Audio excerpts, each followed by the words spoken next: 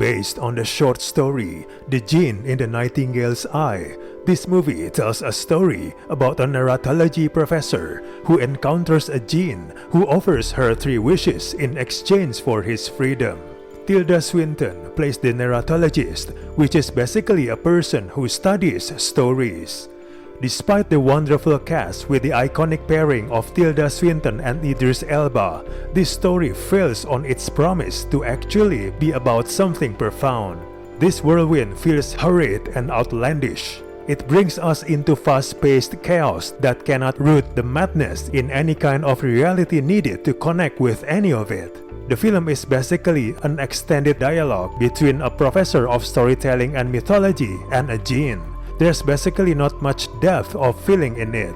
The movie strains so hard for enchantment and timelessness that it becomes ponderous.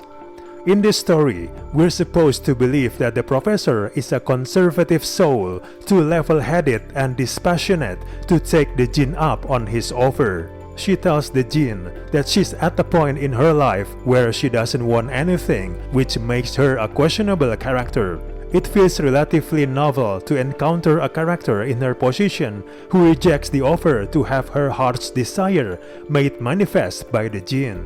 As a narratologist, this movie tells us there's one thing that interests her, which is for the djinn to tell his stories. So for most of the movie's running time, the djinn recounts and regales stories that led him to being captured over the past centuries, from sexual relations with Queen Sheba herself, to stints in the fetish-laden imperial court, and romance with a secret young genius.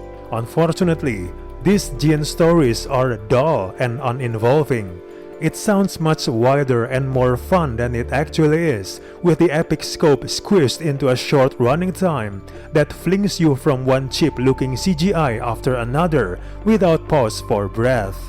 It becomes an unfashionable time-traveling fantasy film with poorly rendered backdrops.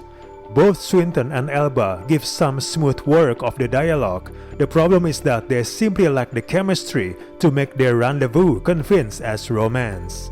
The movie eventually arrives at its even more disappointing conclusion. Overall, this movie is not really worth your money. We do not recommend this movie at all.